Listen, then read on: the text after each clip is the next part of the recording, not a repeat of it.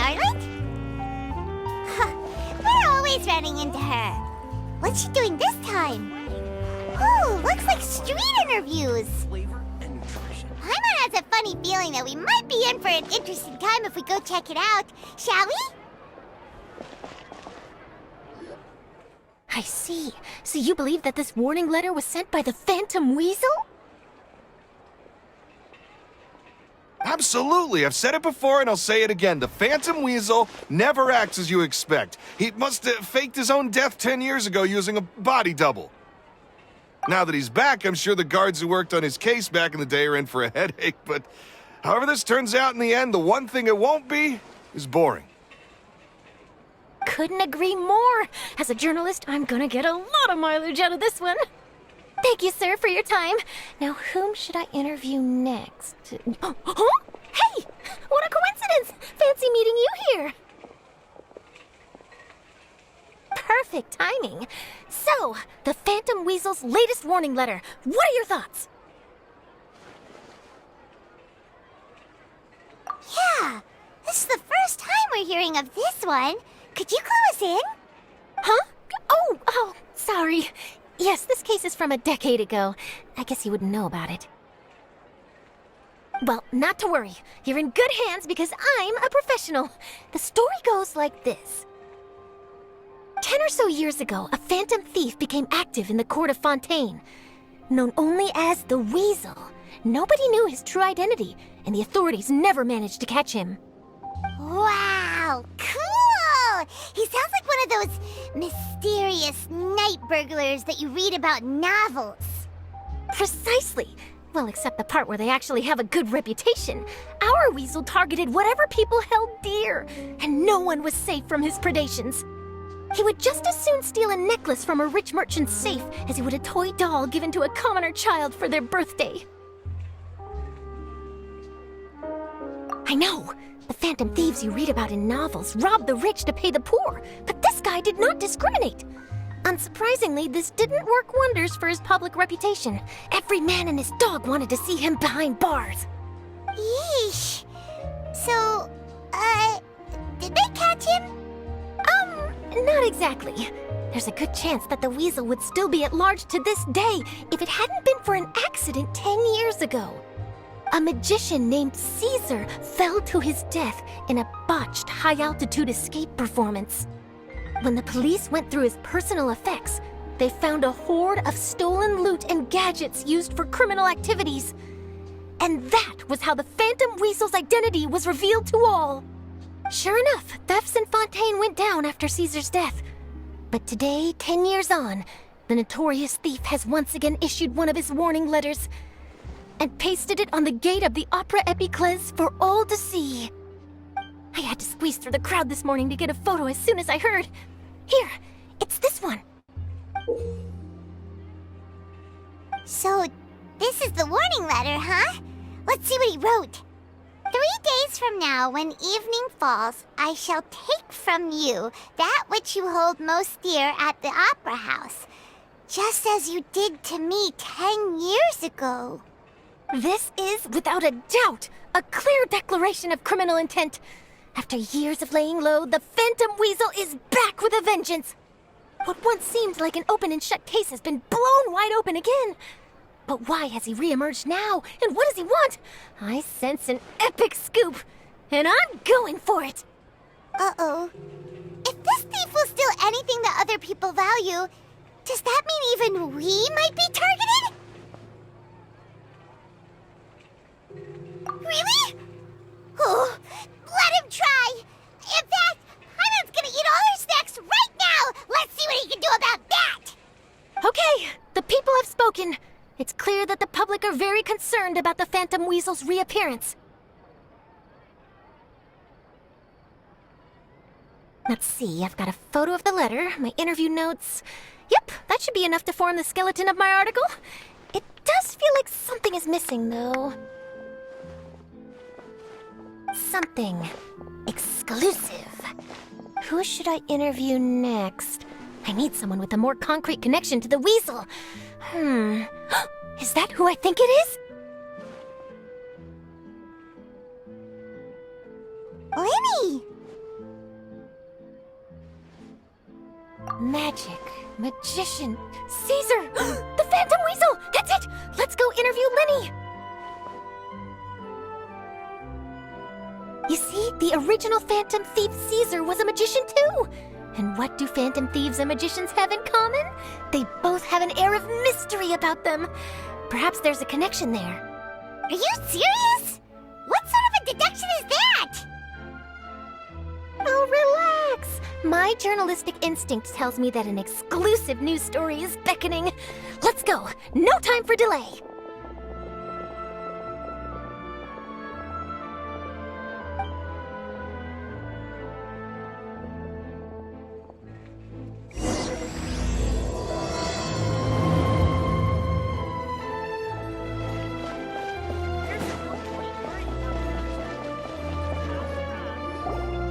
Wow, Mr. Magician! How did you know which card I picked? Oh, it's simple. Come closer and I'll let you in on my secret. Magicians have a special skill called telepathy, which means we can read other people's minds. Really? Then, what am I thinking now?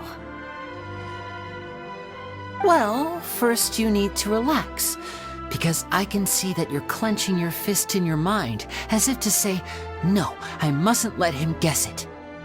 Aww. And now you're getting a little flustered.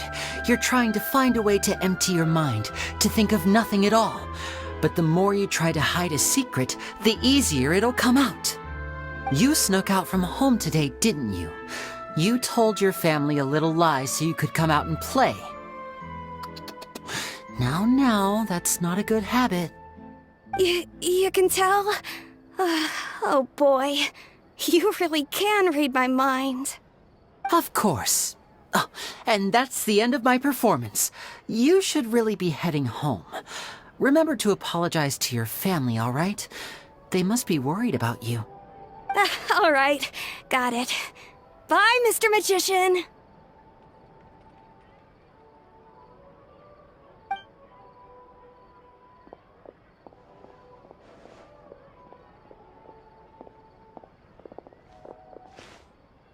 Hey, Lyney?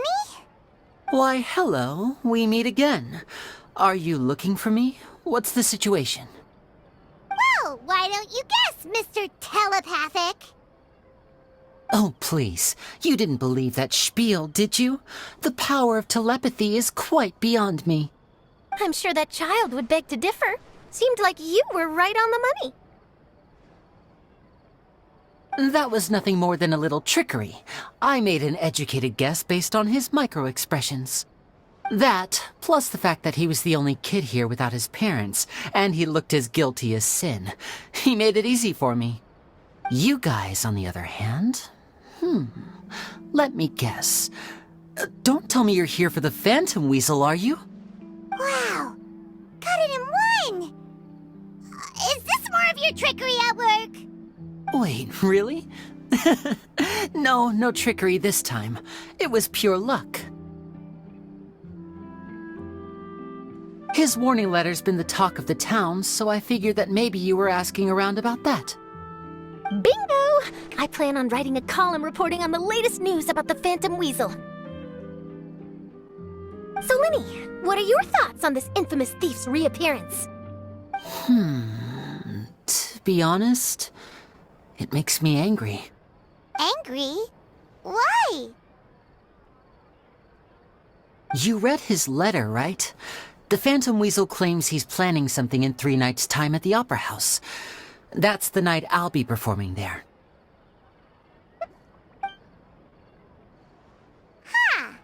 What are the chances? Wait a minute, you don't think he's after you, do you?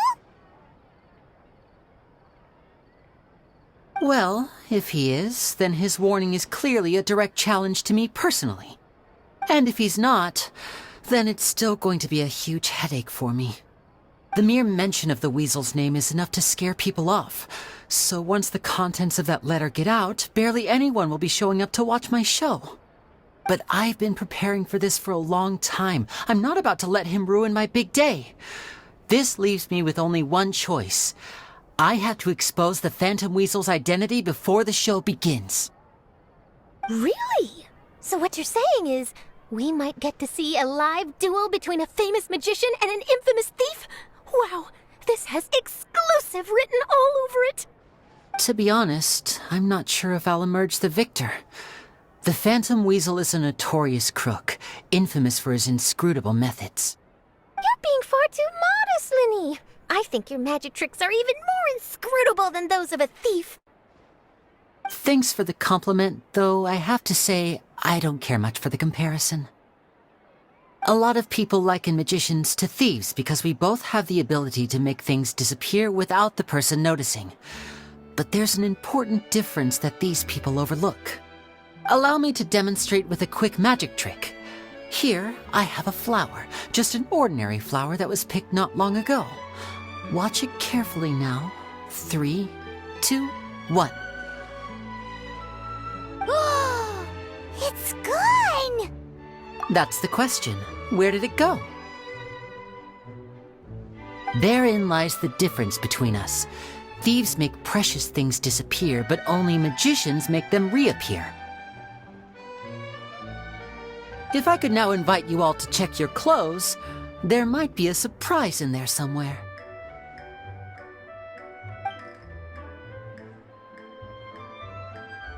A surprise? Let me see!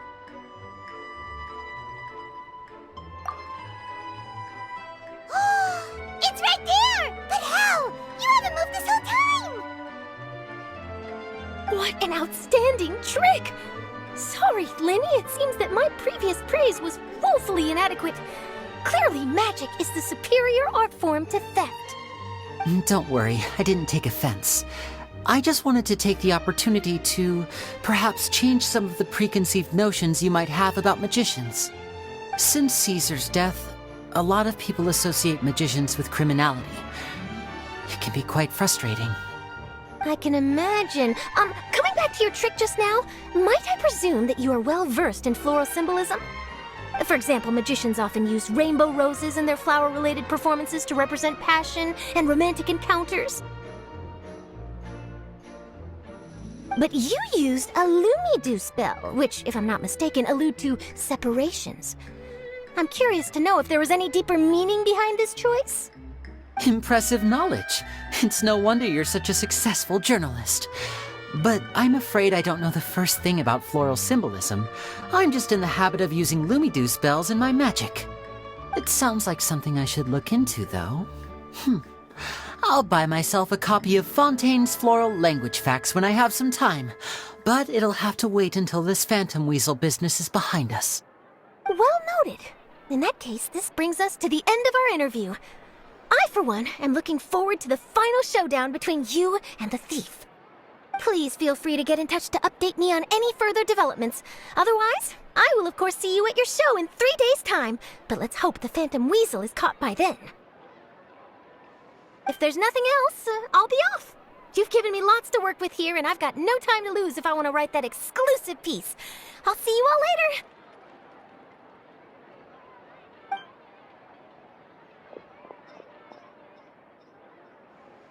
So, Lyney, are you gonna tell us how you did that flower trick now?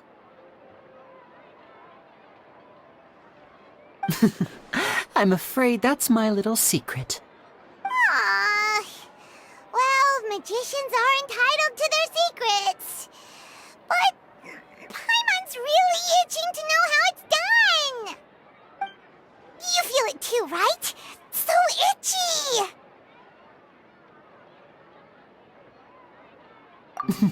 Not so itchy then, huh? Well, since you're so concerned, how would you like to serve as my temporary magician's assistants and help me investigate? Magician's assistants? Oh, that sounds fun! Assistants are technically magicians too! Also, it'll bring us one step closer to figuring out how that darn trick is done! Shall we go for it? Excellent. Thank you for putting your trust in moi. The first thing we need to look into is who Caesar really was.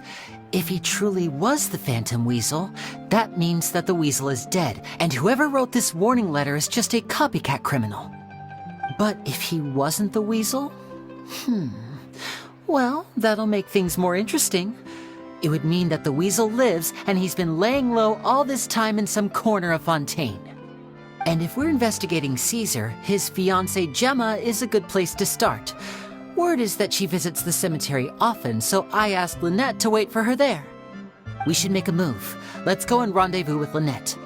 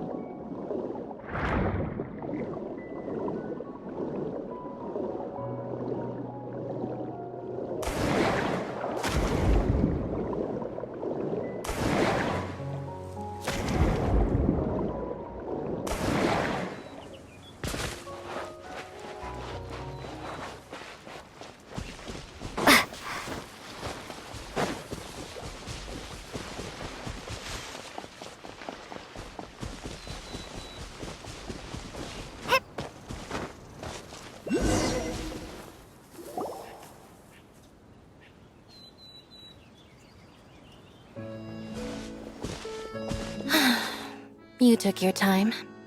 Sorry, I bumped into the Traveler and Charlotte en route, and we ended up chatting for a while. It's been a while, Lynette. We're working as Lyney's temporary assistants in the investigation of the Phantom Weasel. Thank you. It's good to have you helping. So, what's the situation? Have you seen Gemma? Nope. I've been here a while, and she still hasn't shown up. How bizarre. Maybe it was bad intel. Well, we won't get anywhere by standing around waiting. Traveler, Paimon, let's go ask around.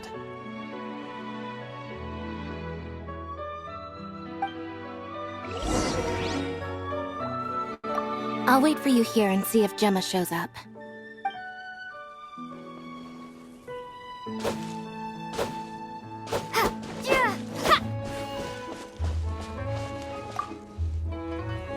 Excuse me, good sir. Do you by any chance know a Gemma? Gemma? You mean Caesar's fiancée? Sure I do. What's this about? I'm just trying to get a hold of her because I need her help with something. I heard she comes here a lot. Yeah, she does. Poor thing. It's no secret why either. She's heartsick. Ever since Caesar passed away, she's been coming here once every week to clean his grave. Often, she just sits there in front of his headstone, lost in thought. Sometimes she talks to herself. I asked her what she was doing once. She said she wanted to speak to him again. She knows he's gone and can't hear her from the grave, but she just likes to spend time there, telling her fiancé all about how her life is going. And she's been doing this ever since Caesar passed away? Oh, so 10 years. Wow, their love must have been really strong. I'll bet. Caesar's reputation fell apart after his identity was revealed, so no one else visits his grave. Gemma's the only one who still thinks about him after all these years. I don't know if the mind lives on in the waters after death, but if it does, I'm sure Caesar must be grateful to have someone who remembers him fondly. If I'm honest, I think this is all so unfair to poor Gemma.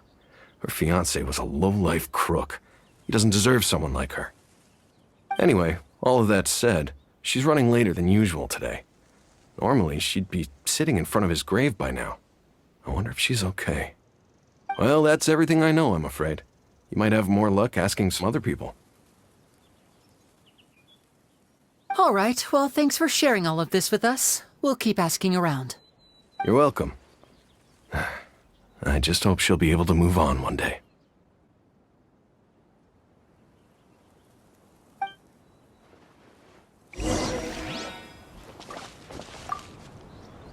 lot of people find cemeteries bleak and oppressive, but not me. I find the silence gives me a sense of peace, and something about being in the presence of the dead and buried sort of puts all of life's woes in perspective.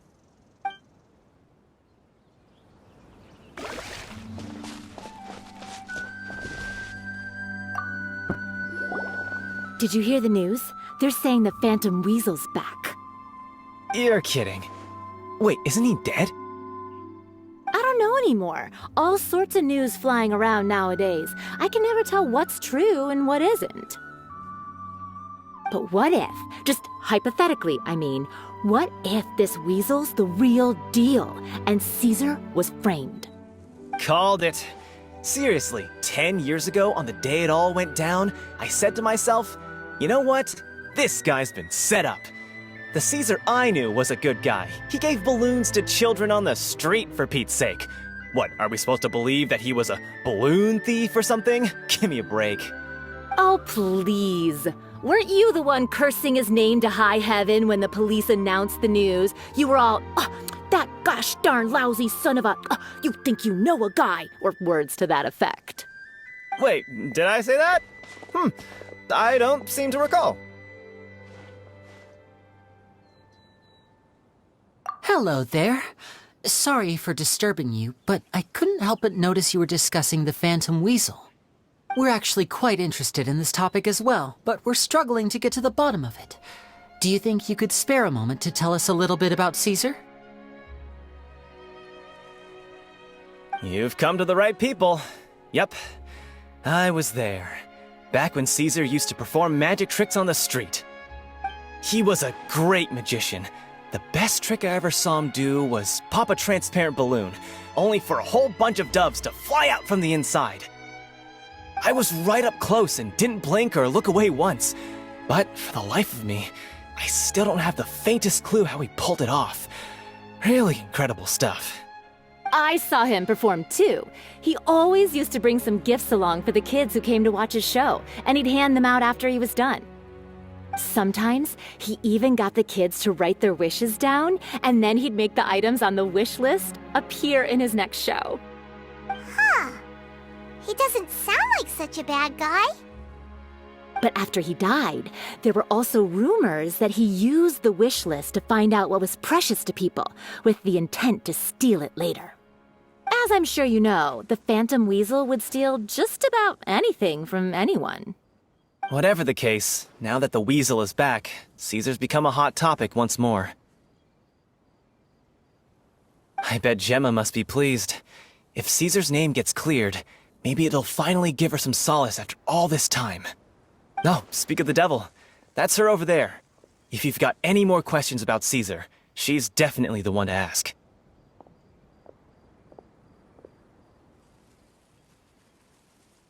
So that's Gemma.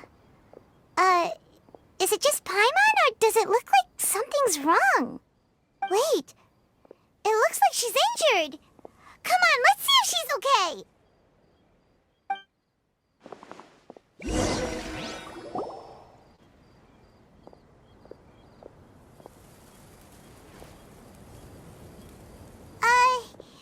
Hi there. You're Gemma, right?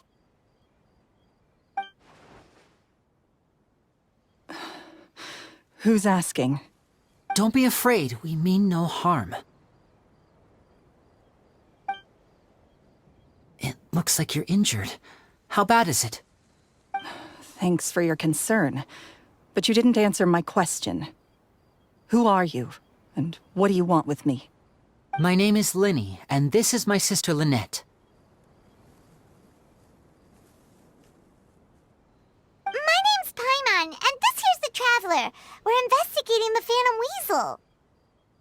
The Weasel posted a warning letter this morning. If he still lives, that means that Caesar was falsely accused. You knew Caesar better than anyone else. So if you're willing, we'd love to hear what you think about all this. I promise you can trust us. We won't hurt you. In fact, we'll do all we can to keep you safe. I never believed that he was the Weasel. Huh. I suspected as much.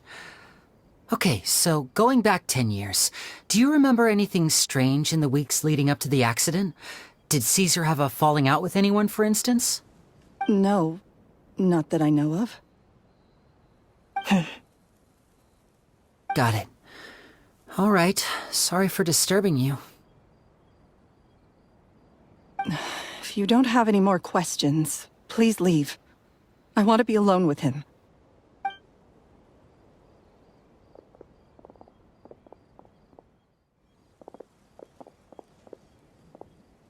Judging by the look on her face, there's definitely something fishy about her. She's lying. She definitely knows something. That's fair. We're just a bunch of strangers who showed up and started questioning her about things that happened a whole decade ago. It makes sense that she'd be wary around us. In any case, I doubt we'll get any further here, so let's call it a day. Meet me outside Hotel de Boer tomorrow, and then we'll start the next step of our plan.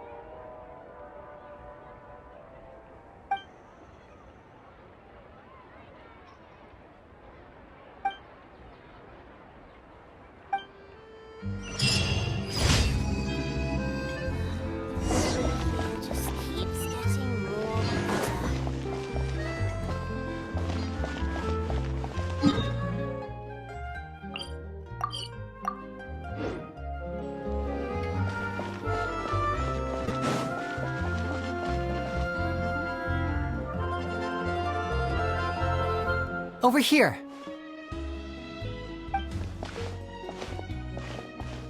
Lynette's not joining us today? I've had her follow Gemma and see if we can make any inroads with her. They should be at a cafe right now. Still, I don't think that Gemma's likely to open up to us. So, we need a contingency plan.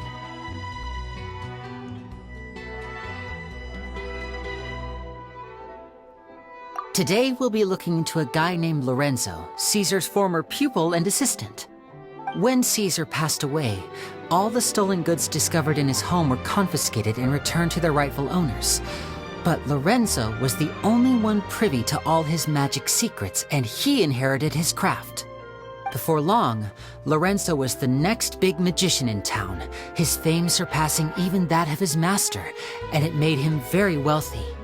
He's since left the magic scene, though, and these days, he's a wealthy businessman with his fingers in a lot of different pies.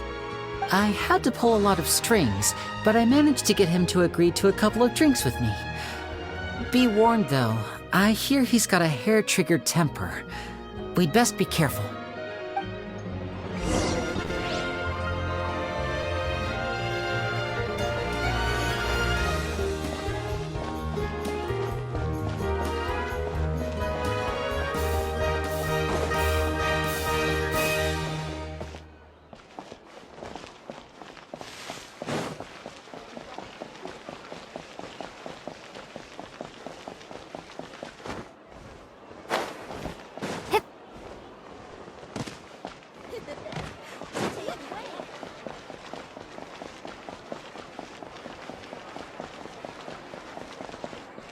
Lynette.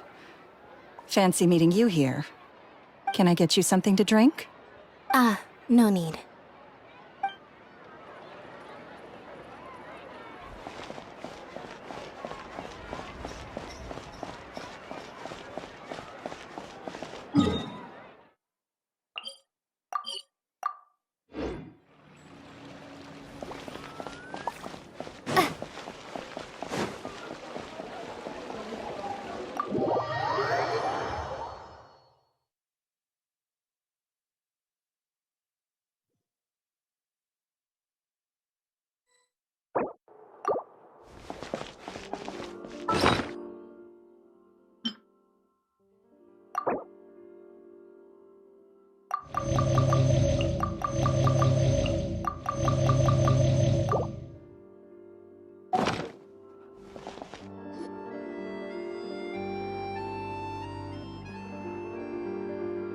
You neglected to mention that you were bringing 2 other people with you. My apologies. These 2 are my assistants. When they heard that I was meeting with the former magic maestro himself, they begged and pleaded with me to bring them along. And if it's no trouble, a couple of autographs would really make their day. Oh, forget the pleasantries, just sit.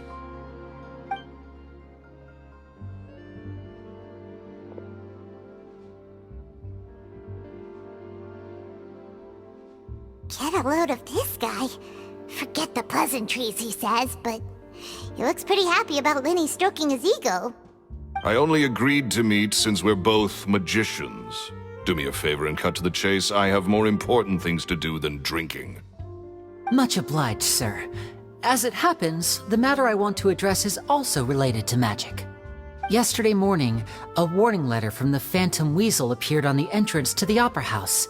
He claims to be planning something for the same evening that I'm scheduled to do a magic show there.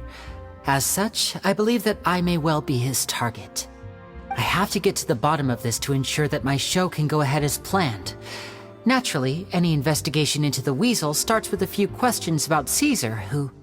What is there to investigate? Caesar was the Weasel and he's been dead for 10 years. So what if some sick creep thought it'd be funny to write a warning letter? It changes nothing. Are you trying to tell me you actually bought it? Please, sir, no need to get so worked up.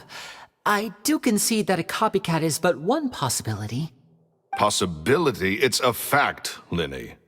Look, my patience is limited, so listen carefully while I'm still willing to put up with you.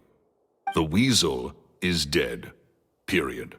Everyone knows that, so do yourself a favor and quit this investigation. It'll lead you nowhere. Look, if this affects your magic show in any way, I will personally compensate you for any losses. Oh, sir, I'm honored, really. But this isn't about finances for me.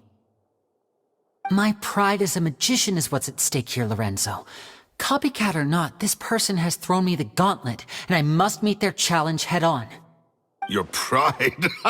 Don't mince words with me, boy. Just tell me, what exactly are you seeking to do? I want to find out the Phantom Weasel's true identity. I have to know for myself what really happened 10 years ago.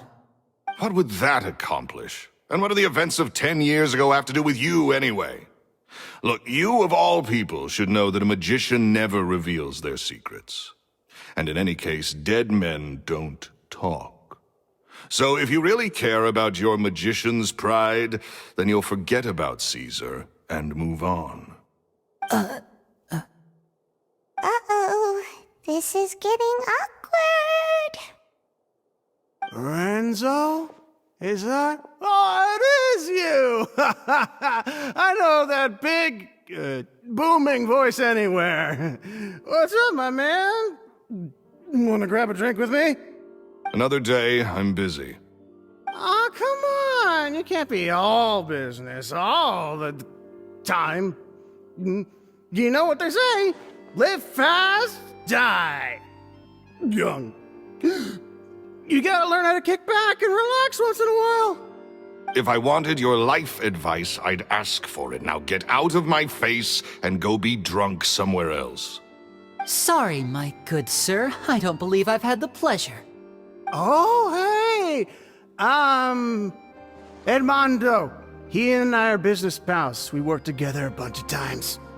This is your first time meeting him? Oh, he's always like this. Foul-mouthed and hard-nosed. Never heard a kind word out of this guy the whole time I've known him. And he wonders why he can't get a girlfriend, despite being, what, pushing 40, 30, something? Anyway, point is, a lot older than when he first got rejected by the girl he was into. And he's still into, from what I hear. Shut up and get out of my face. Another word out of you and you can forget about doing business with me ever again. Do I make myself clear? Sorry, I may have had a little too much to drink. All right, I'm gonna leave. Don't work too hard.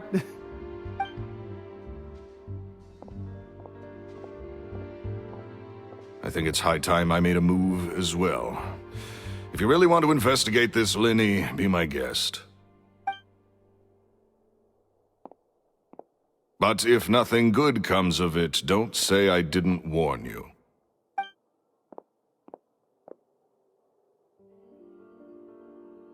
Well, that fell to pieces in a rather spectacular fashion. Any thoughts? Totally. And what was all that about compensating you for your losses? Why would someone you just met make an offer like that? He's gotta be hiding something. And not like Gemma. She was a little suspicious, but this guy's definitely covering something up. I think so too. We need to look into Lorenzo more closely. That guy Edmondo seems to know a thing or two about him. He only just left. Let's see if we can catch up with him.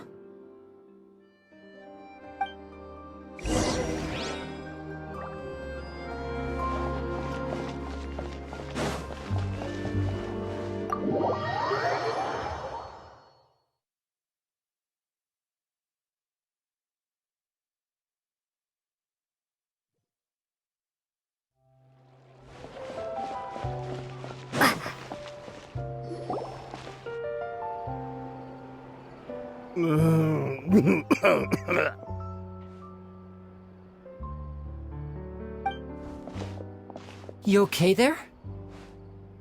Who are you? Oh, it's you guys. Don't worry about me. I must have had one too many. I just need to ride it out. I said way too much back there, didn't I? Yeah, I nearly talked myself into complete financial ruin. Note to self, no more drunken chats when Lorenzo's around. So he was serious about threatening to cut you off? Paimon knew he was a bad egg. Hey, keep your voice down. Don't go prying into Lorenzo's personal affairs. Bad things happen to people who ask too many questions or make an enemy out of him. What kind of bad things? Don't even ask. I'm sorry. I'm gonna have to cut this conversation short. I'm not crossing that line again. And take it from me, trouble with Lorenzo is one thing you don't need in your life. You saw him flare up back there. I don't know what you said to him, but clearly it touched a nerve. That's not a good sign. You're too young for this. Don't get in over your head. I'm leaving.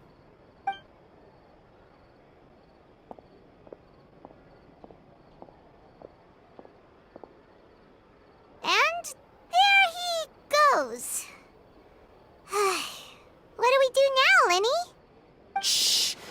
I think we're being watched. Someone was listening in to our whole conversation. Don't say anything and don't look back. Any altercation in the city will attract the guards. We'd better take this elsewhere.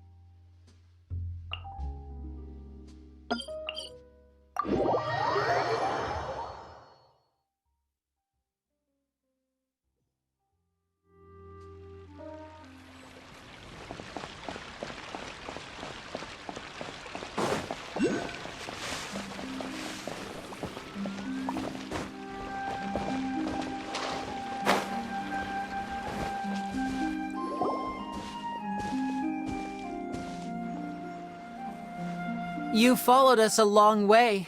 Why don't you come out and introduce yourselves? So you're Lyney. And where's your sister? Ain't she with you today? Save us the trouble and go fetch her for us. Let's not drag this out. Paimon doesn't like the tone of your voice, mister! Who sent you, huh? Save your questions, missy. You ain't gonna need answers where you're going. Capiche? Looks like we can't avoid this fight. Now, I'm not the strongest fighter, so I hope you're ready to back me up. Don't worry, we got this!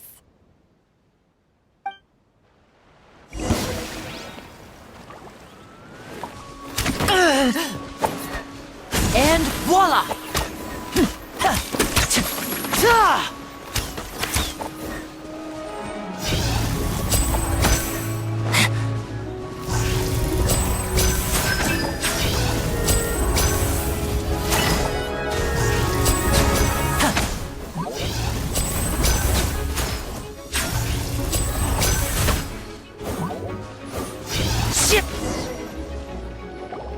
Curses.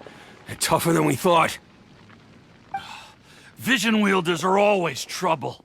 Intimidation ain't gonna work like it did on the lady. Come on, let's scram! Hey, wise guys! We ain't through with you yet! Oh, they got away! Did you catch what they said just before they left? Something about intimidating someone else. Sounds like they just wanted to rough us up as a scare tactic, and they've already done it to someone else, but who? You're right. She was injured when we saw her yesterday, and she acted like she had something to hide. Maybe she was too scared to tell us the truth because those guys had threatened her. Well, if that's the case, she should be more willing to open up to us once she learns that those thugs won't be bothering her anymore. Let's head back to the cafe and see if we can get any information from her.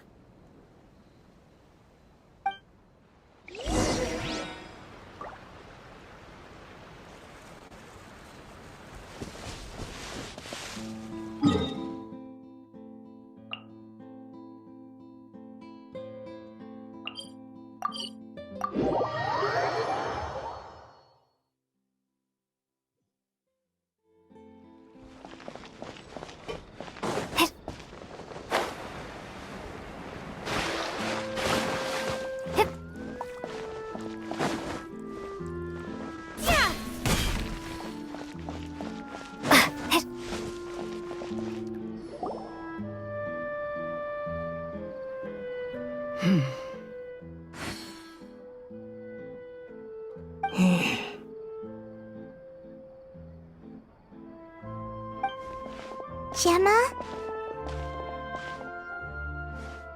You again. What is it this time? We just ran into the men who've been threatening you, and we gave them a taste of their own medicine. So, you can relax now. We're here to protect you. What? Why? I didn't tell you anything. Why would they come after you? Sounds like they're no strangers to you. That's putting it mildly. I know them all too well, and I hate them with every fiber of my being. It's been 10 long years, and still every time I try to look into Caesar's death, they show up and warn me not to do anything stupid. How do I know I can trust you? Do you really think you can get to the bottom of it all? And why are you doing this? I'm afraid I can't reveal all the details just yet, but I can promise you this. I will expose the Phantom Weasel's true identity.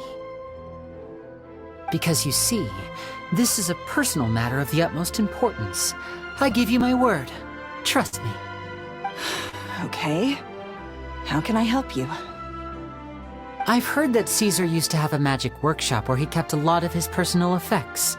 If possible, I'd like to take a look at them. Do you know where it is? The Fleuve Sonde. But the place was sealed up by the police after his death, and no one's been there since. I also know that the Fleuve Sonde is dangerous territory. Lots of hostile groups lurking around. If you're serious about going there, please be careful. Understood. Lynette, you stay here and take care of Gemma. Don't let her come to harm. Got it. But if I'm staying here, I'm ordering dessert. I mean, bon appetit. But stay sharp, too. They're likely to come for you while I'm away. Okay. Alright. Power saving mode off. I'll start taking this more seriously now.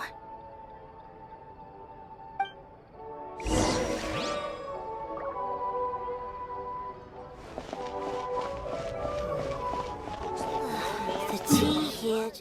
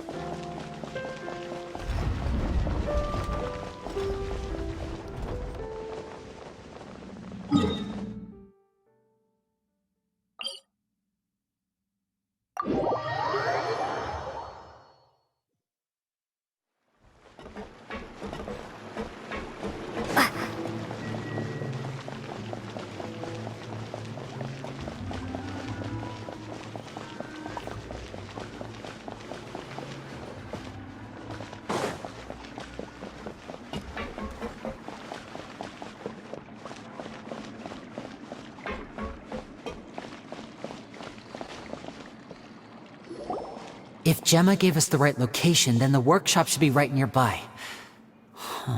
Looks like these boxes are blocking the entrance. Let's shift them away first. There we go. It should be just down here.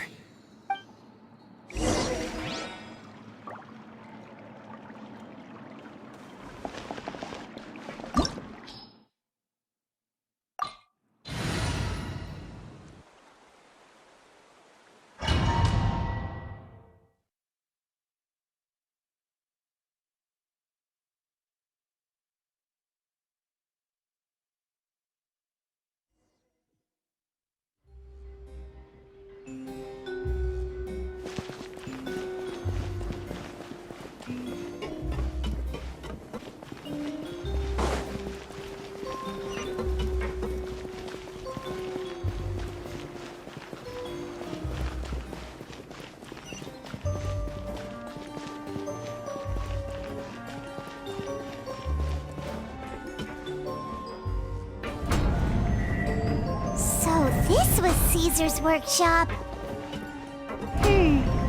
Nothing suspicious here, just normal magic props. Let's head in further.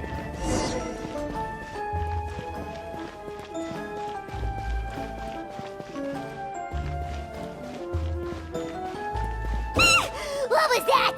Oh, is this one of Caesar's gadgets? Guess we must have triggered some sort of device.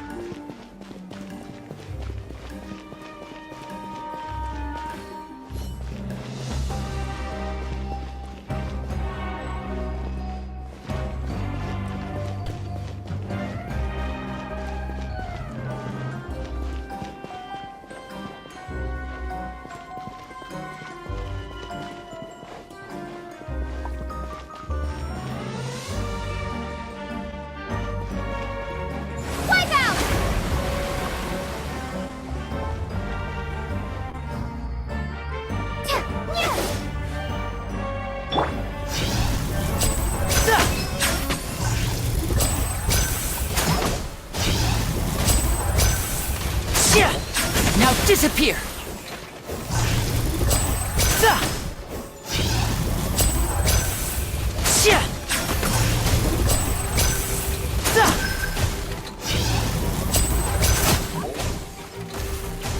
And voila!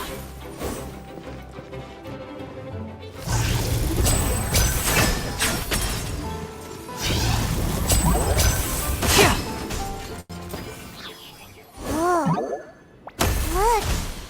The doll in the box is glowing!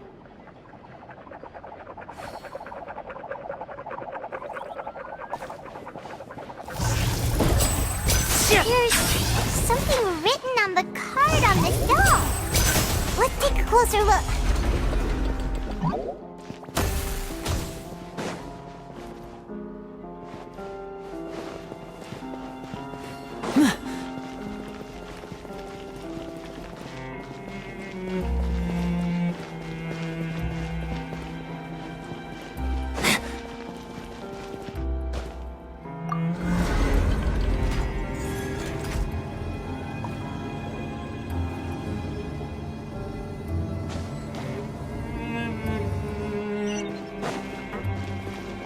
Looks like we've reached the end of this route. Shall we try a different one?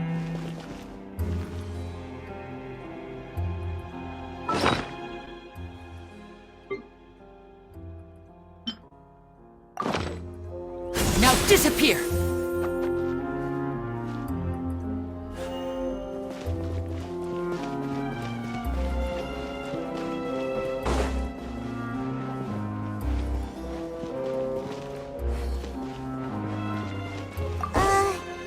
These magic boxes are moving.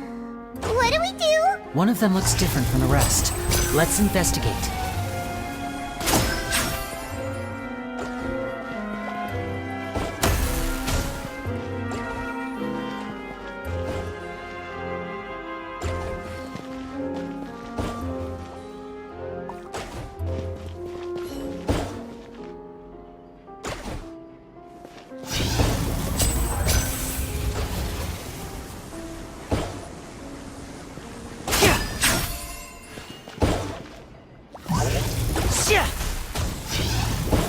Got it.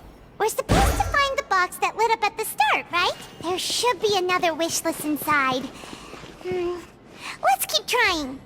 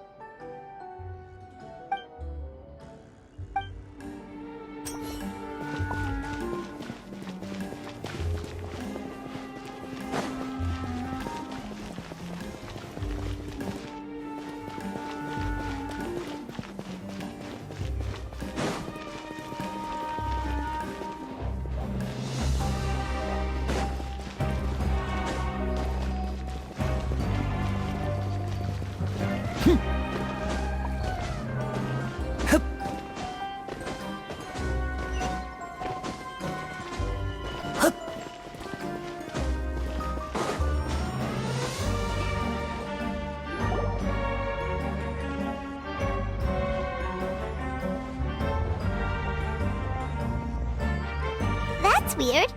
Have we reached the end already? There's nothing here. Maybe this was a wasted trip. This place seems a little too ordinary for a magician's workshop. There's a distinct lack of mystery. We've triggered quite a few devices on the way here. I'm starting to wonder whether Caesar built this whole place as one big, elaborate magic contraption. If so, then there must be more to this place than meets the eye. Maybe a hidden room somewhere. Aha! If I just move this book, then hopefully... and... presto! A secret passageway! How did you know? I'm a magician too, and apparently great minds really do think alike. Looks pretty big inside. Let's head in and take a look around.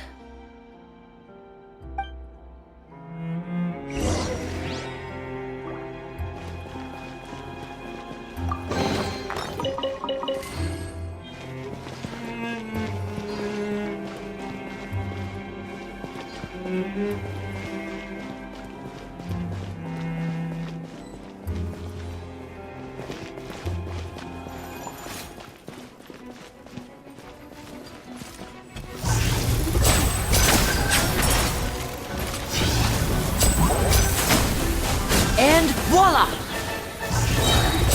Yeah. Yeah.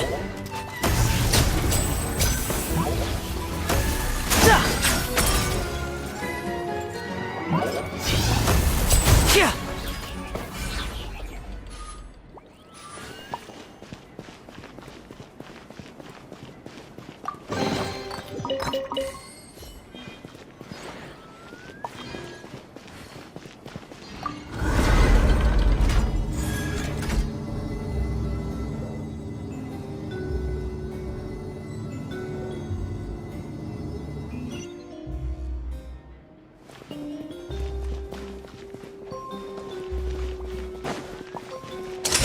Here comes the finale.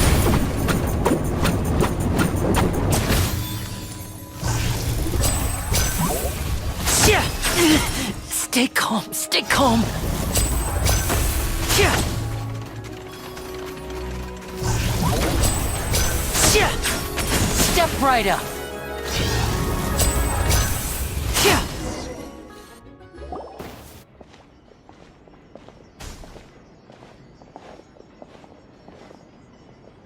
Why have you stopped, Lyney? Is there some device in that box? Huh. It just looks familiar somehow. Let me check this out for a second while you guys go on ahead. If anyone makes a major discovery, let's rendezvous here. All right, see you in a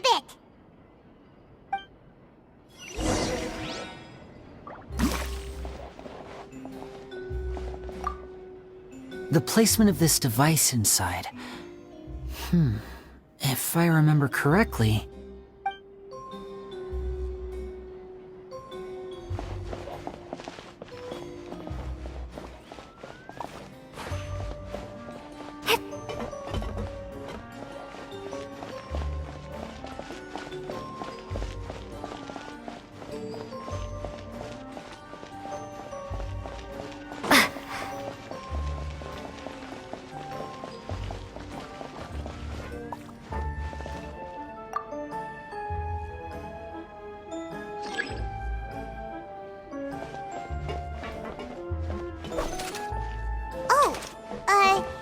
Seems like we can't step on the same tile twice.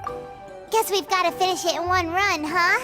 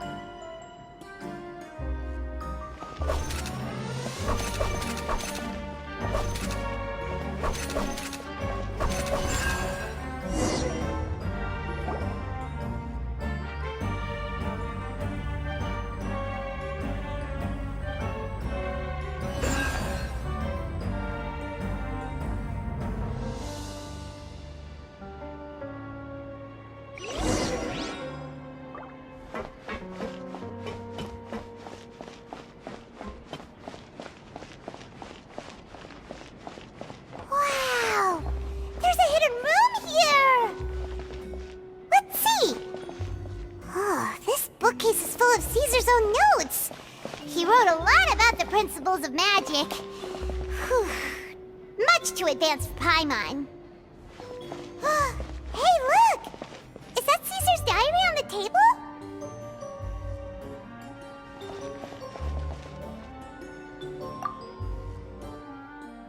This book's thick as a brick! Let's take a peek inside it, shall we?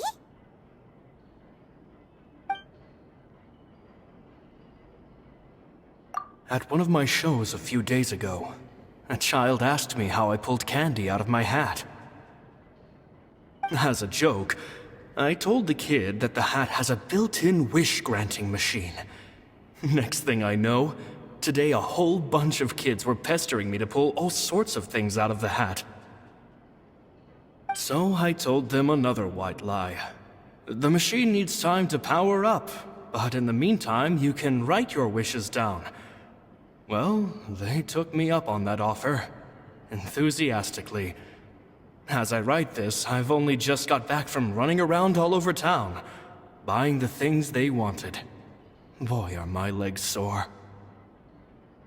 I wound up saving very little this month, but that's not a major issue. I now have a bigger problem. How am I going to hide all these things inside my hat? Two children came to talk to me after today's show. I don't know why they were out on their own. They looked much too young to be unsupervised. I do hope they got home safely. Anyway, they said that they wanted me to teach them how to do magic.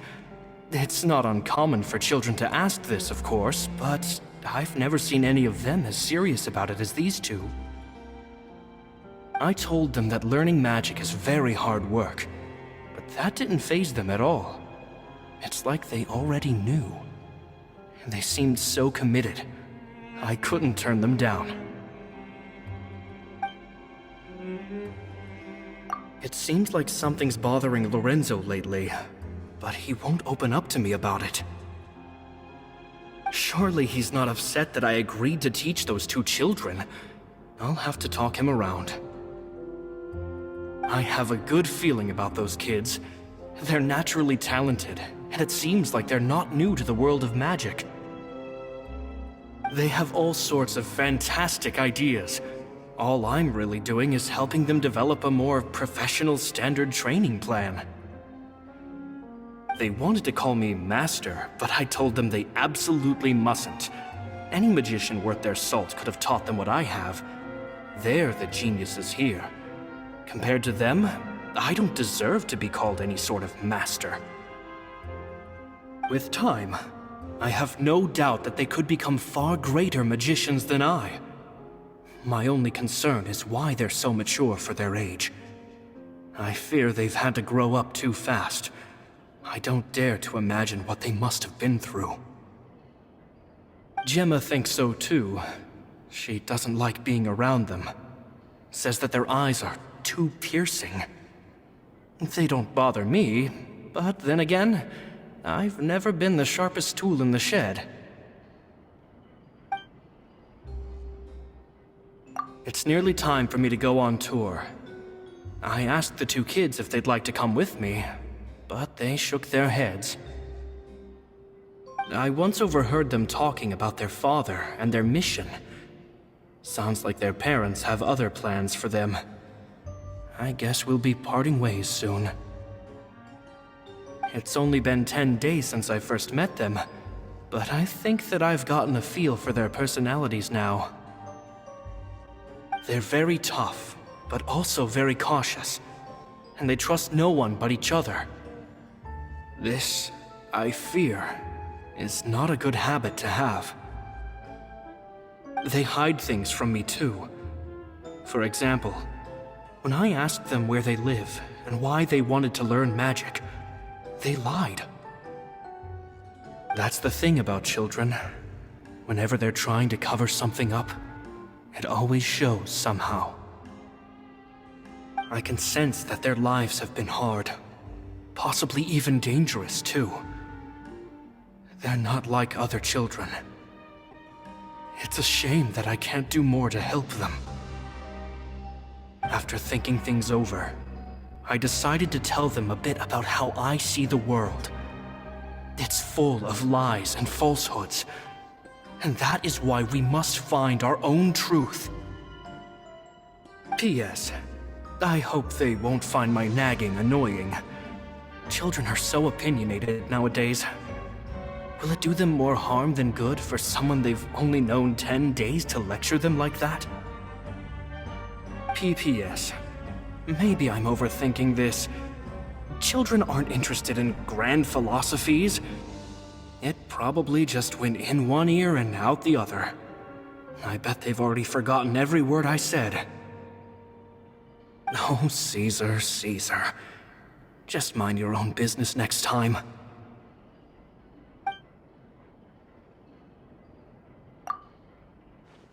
Two magic geniuses with a father and a mission, huh?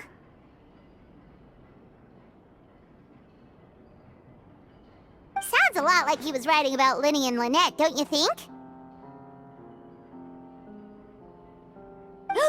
So did they meet Caesar when they were kids?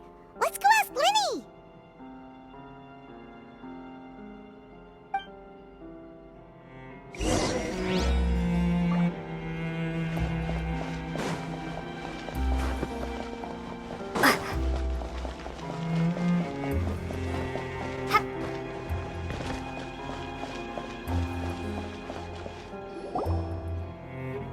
Lyney?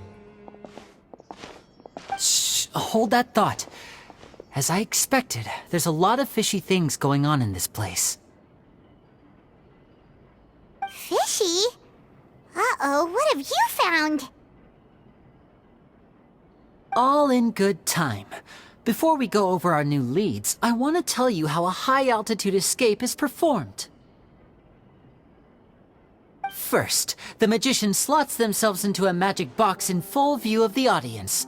The box is then suspended high in the air, and a short while later, the base automatically opens.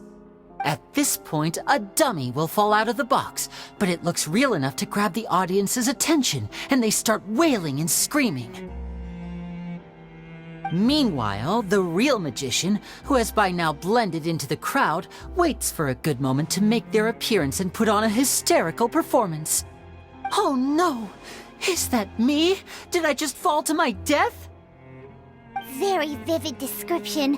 Paimon can really picture it. And then what? The audience's gaze then turns to the magician, and by the time they realize what's happened, the dummy has vanished, as if everything that just happened was some sort of shared illusion. Of course, that's just how I think the process should work, theoretically speaking. The inventor of this trick never performed it successfully. When the box opened, Caesar was the one who fell out, and not the dummy. He fell right to the ground from the highest point of the opera house. No one could hope to survive that fall, not without a vision at least. And no one else has ever attempted this trick since. My understanding of how it works is just based on what I could gather from his notes and the relevant gadgets here in his workshop. So Caesar's famous high-altitude escape has never been done, huh? Paimon was about to say how cool it would have been to see it in person, but if it's that dangerous, it's probably for the best that no one else tries to do it. Wait a second. So if a dummy's supposed to drop out of the box, then where does the real magician go? How does he get out? Glad you asked. That brings us to the secret of said box. This box right here is the one that Caesar constructed himself to use in the performance, and it's not as simple as it looks.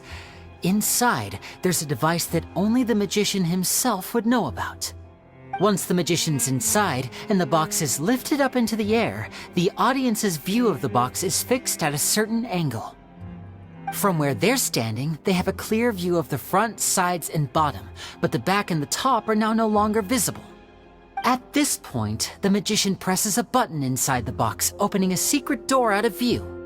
He then escapes through this trap door onto the opera house roof, waits for the dummy to fall and distract the audience, and quietly returns to ground level. That's way simpler than Paimon imagined. Even Paimon could probably do it. Well, there's a little more to it than that, of course. The hardest part of this trick is controlling the audience's mood and reactions. That takes an exceptional degree of showmanship. There's the falling dummy, the miraculous reappearance, the pompous performing. Maybe the magician would even have themselves tied up before it begins to strengthen the impression that there's no escape. Many days and nights of careful research and painstaking practice would have gone into this, all culminating in a performance just a few minutes long, but one that still manages to transform the shock and grief of a tragic accident to the joy and laughter of a mesmerizing magic trick. Caesar was a highly accomplished magician, but unfortunately, even he didn't manage to pull it off. So, how did it go so wrong?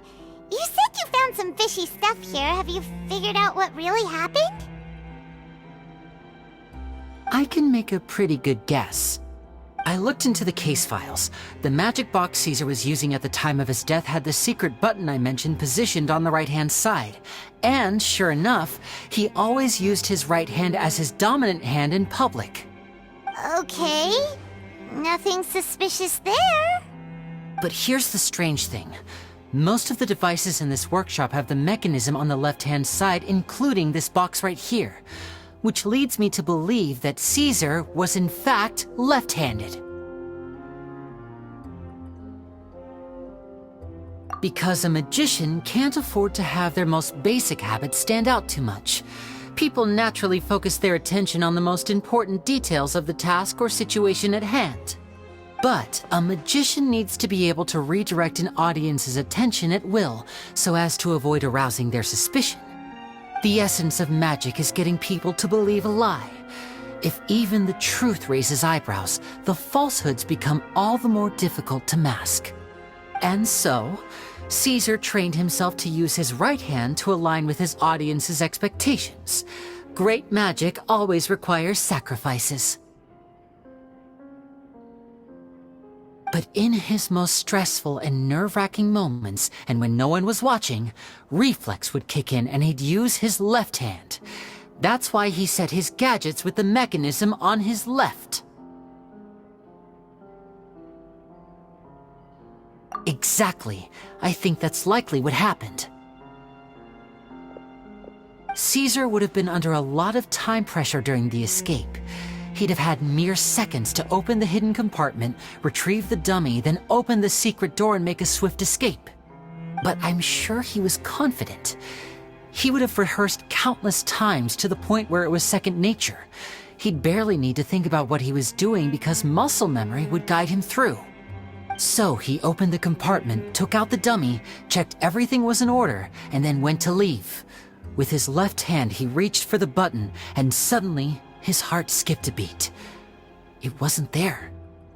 Much like when you reach for your keys but find your pocket empty, his mind needed a moment to process what was going on. Instinctively, his left hand would keep feeling around for the missing button, maybe for another second or two, until the bottom of the box gave way. With the stakes being as high as they were, just a 2-second delay cost him everything.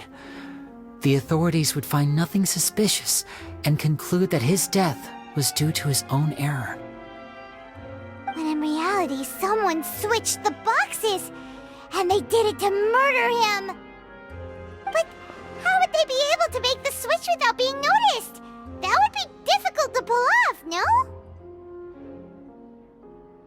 It would have to have been someone who knew that he was left-handed, and who could move his props around without arousing suspicion.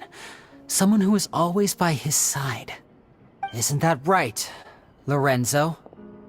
You just couldn't let sleeping dogs lie, could you? There's not a lot of people who'd go to all this trouble for some magician who died 10 years ago. I didn't want to have to do this, you know. Silencing you the hard way just creates more problems for me to deal with. But I gave you your chance. I hoped you'd do what's good for you and back off like the lady, but you disappoint me. You mean Gemma? So you are the one who's been threatening her! Yes, although however stubborn she might be, she was never much of a liability. But you people, you never even knew him, but for some reason you just wouldn't drop it. Which is why you can't leave this place alive. Take them out, and make it quick. Do your worst!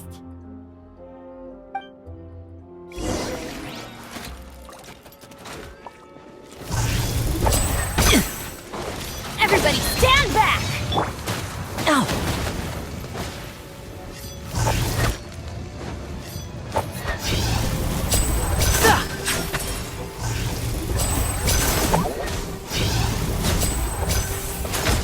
Now disappear!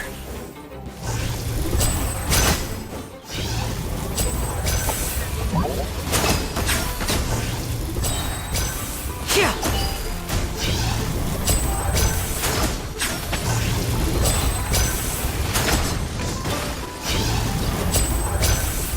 Yeah. Yeah. Let's get this show on the road.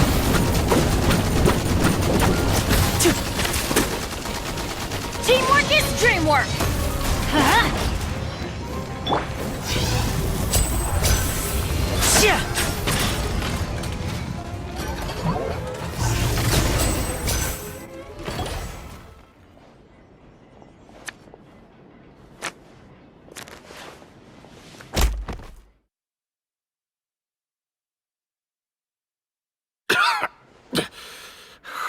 You kids are tougher than you look.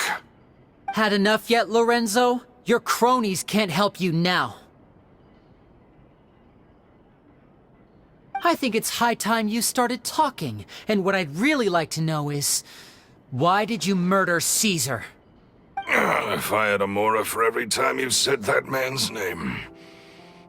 Of course you idolized Caesar, everyone else did. But I was the real genius magician. Me! He was just an amateur who did cheap tricks for gullible children. I was the one who made magic into the fine art it is today. The aristocrats doffed their hats to me! So it was jealousy. Jealousy. Hatred, more like. I hated Caesar. All he cared about was his magic. He lived and breathed it. He poured everything into his street performances and his stupid tours like it was just a hobby to him, never bothering to think about Mora. What sort of fool devotes their life to the art of deception and never has a Mora to show for it? But the people loved him, didn't they? Oh, how they looked up to him. No one gave me a second look. All I ever heard was, "Oh, your master's amazing, isn't he?" Amazing. Yeah, so amazing that he was completely broke. Every other apprentice was living it up at their master's expense, but no, not me. I put in all the work, mastered all the skills, and it brought me nothing more than the life I already had. He forbade me from using magic to trick people out of their Mora. There was nothing he hated more than that. And with his reputation in Fontaine, it was too risky for me to go it alone. As long as he was alive, if I dabbled in my own brand of money-making magic, he would expose me, and it would destroy me. I had to kill him. There was no other way. He had to go. And this was your only motive? It was reason enough. What other motive would I need? Well, I was under the impression that there might have been other factors at play. For instance, maybe you were in love with Gemma, but she was engaged to Caesar. In love with Gemma? Don't be ridiculous. Guess I was wrong about that then. Next question. Are you the Phantom Weasel? I am. Caesar was so strict with me. He insisted that his way was the right way, that the sole purpose of magic was to bring joy to the world. I never bought into any of that. I was more interested in the practical value of magic. Sure enough, it helped me fill my pockets with all kinds of valuable treasures. Oh, yeah! Charlotte told us that the weasel would steal whatever people valued, no matter how much it was worth. That's just how it looked from the outside.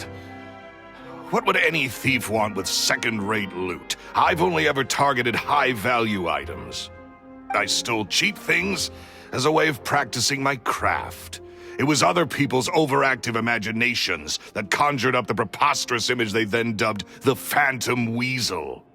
So that's the story, huh? Well, I hope you're ready to tell it all over again during your trial. What choice do I have? You're a pack of wolves, and you've got me between your jaws. You've seen what's here, and my last-ditch effort to stop it getting out has failed. What else can I do? So be it. I've enjoyed power and wealth for the last 10 years, the likes of which Caesar could never give me. I wouldn't choose for things to end this way, but I regret nothing. Very well. In that case, I'll contact the guards. Traveler, Paimon, keep an eye on Lorenzo for me. I'll meet you just outside the workshop when I'm back.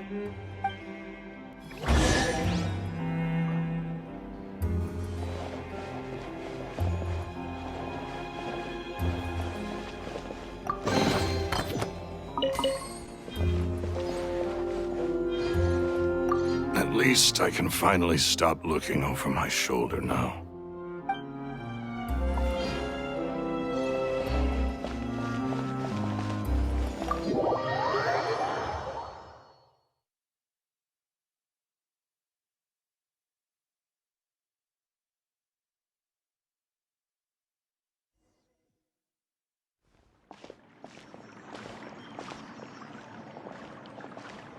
Lyney has told me the whole story. Lorenzo, do you confess to the murder of Caesar and to framing him for the Phantom Weasel's crimes? Look who's finally developed a conscience. What kind of disciple murders their own master? I hope it was worth it, because there'll be hell to pay.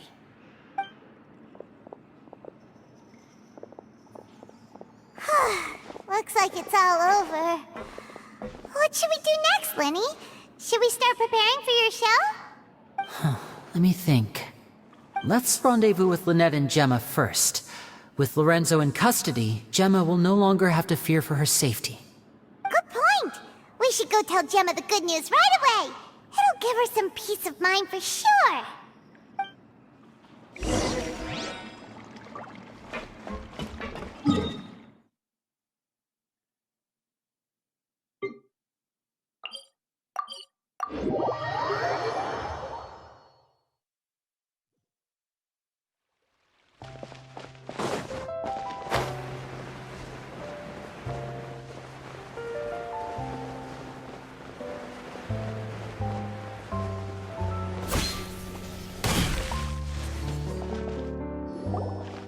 Ah, you're back.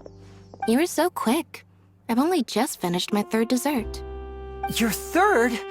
Lynette, come on, we've talked about this. Everything in moderation. You're not gonna have any room left for dinner now. It's fine. I'll shift to exercise mode and jog off the excess sugar. That's besides the point. Well, it's done now, but try to eat a more balanced diet in the future.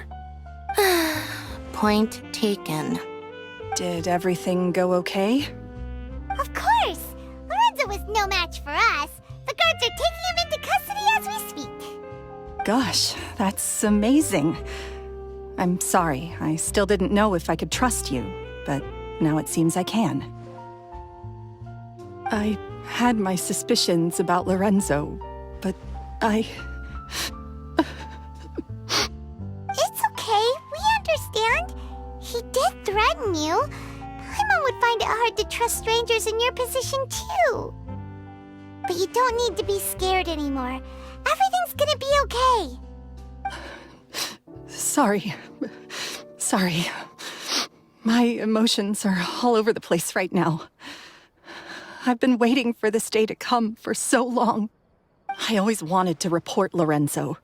He took all of Caesar's property, which I found suspicious, but I had people watching me all the time, so I couldn't risk looking into it. I was so afraid.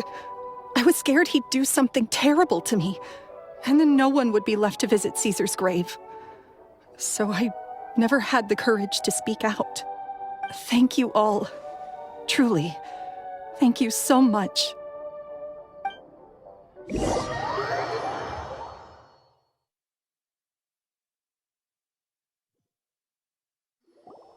Thank you all for clearing Caesar's name. I never would have guessed that Lorenzo was the real Phantom Weasel. He never showed any signs that there were problems between him and Caesar in public. From the outside, it looked like they got along great. And to think that lowlife's been living life to the fullest all this time, while Caesar's name was getting dragged through the mud. It's a travesty. At least his soul can finally rest in peace now, thanks to your efforts.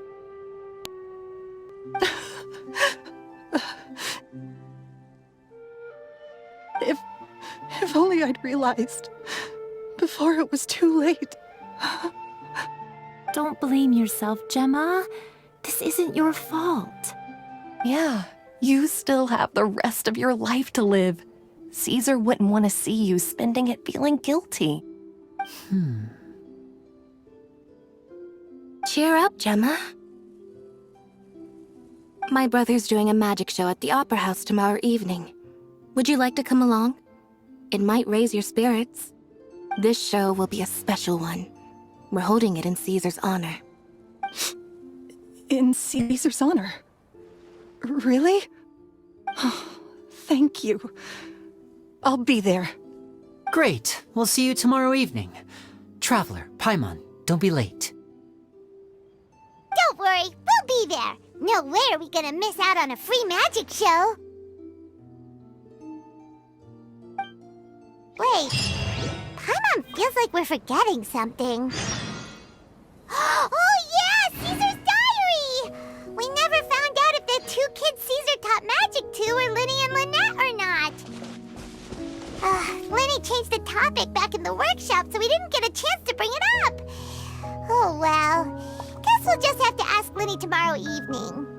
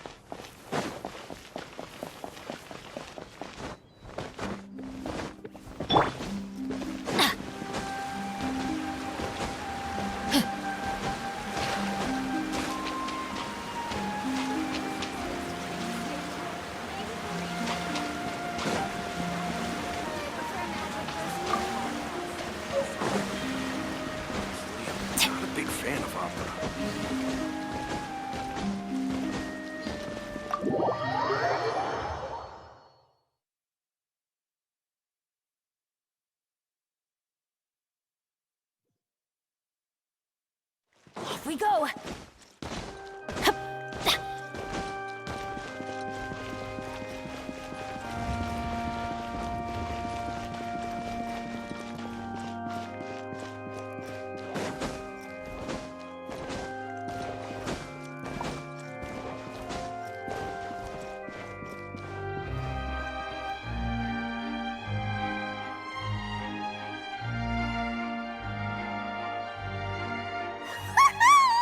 Paimon's excited to see another of Lyney's magic shows! Wait. Lynette, shouldn't you be on stage by now? Not this time. My brother's going solo today. So, I'll be watching with you. Good evening, ladies and gentlemen. I hope everybody's ready because the show is about to begin. The great magician Lyney has prepared a spectacular show for us all tonight, concluding with an all-new grand finale that no audience has ever seen before. Wow! A new trick! Thank you all so much for coming. Now, prepare to join me on a journey through the mystical and miraculous.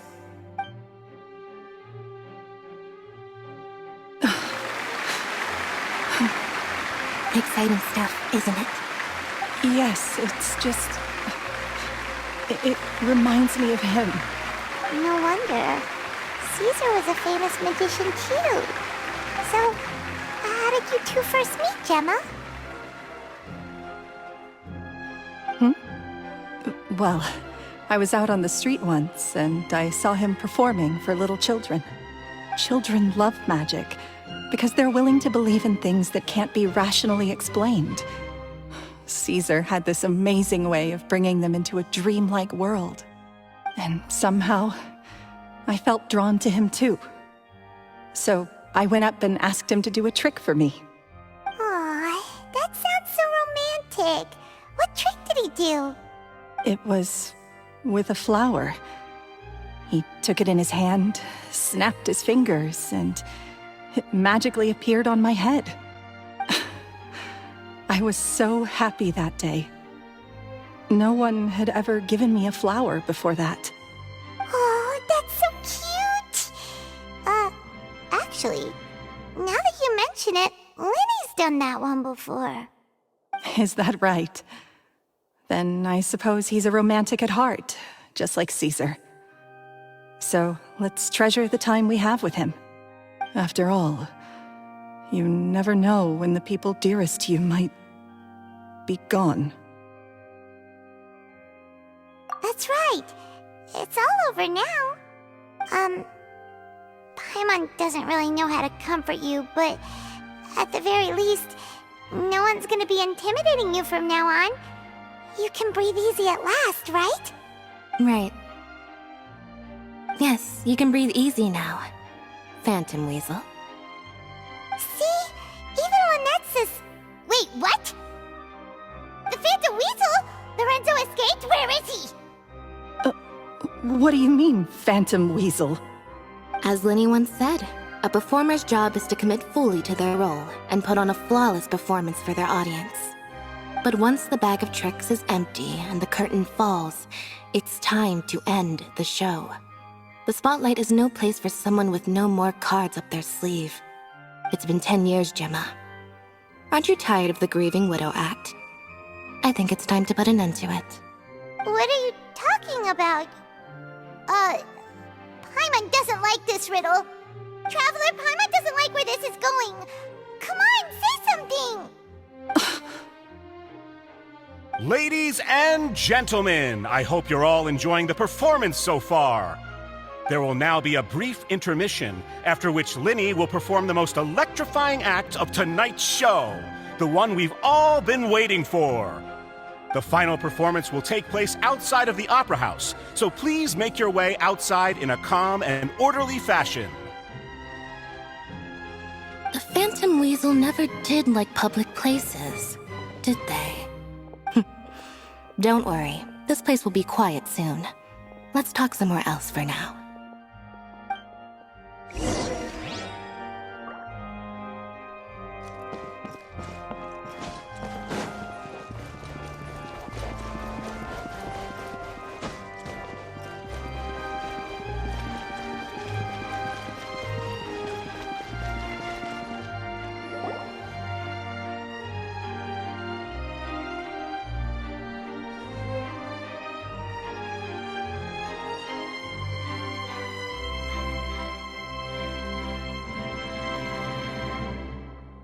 Dear me, this is awkward, isn't it? And unfortunately, I'm all out of gadgets, so I'm afraid I can't do any tricks to liven up the mood. This is a big mistake for a magician to make, but thankfully, I do have a backup plan. Now, who wants to hear a story? Lyney? Don't we have more important things to address right now? Lynette accused Gemma of being the real Phantom Weasel a moment ago. Oh, what the heck's going on? All in good time. Magicians are good at guessing what people are thinking. I know the questions you want to ask. And as it happens, the story I'm about to tell might answer a few of them. Really? Well then, let's hear it! Paimon's dying of curiosity here! Let's go back to the very beginning.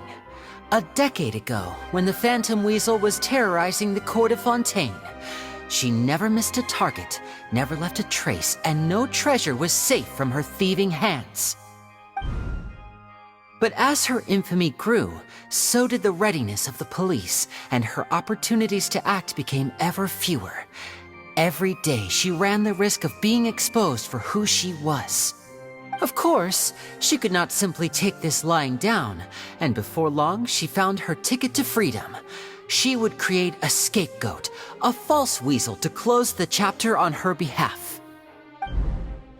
After weighing her options, she set her sights on a renowned magician, Caesar. After all, magic and theft shared enough similarities for people to buy the story when the truth came out. So then what? Being the master deceiver she was, the weasel easily earned Caesar's trust. Now all that remained was to frame him for her countless crimes. But as she was considering how to make her move, she noticed Caesar's aggrieved pupil, and a new thought entered her mind. Maybe I don't need to get my hands dirty after all. At her encouragement, Lorenzo tampered with Caesar's magic box, causing him to fall to his death. Afterwards, Lorenzo seized his master's property, and the Weasel set about tarnishing Caesar's reputation. 2 co-conspirators committed the perfect crime.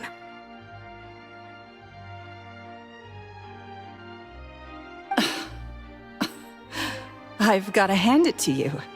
You're both exceptional storytellers.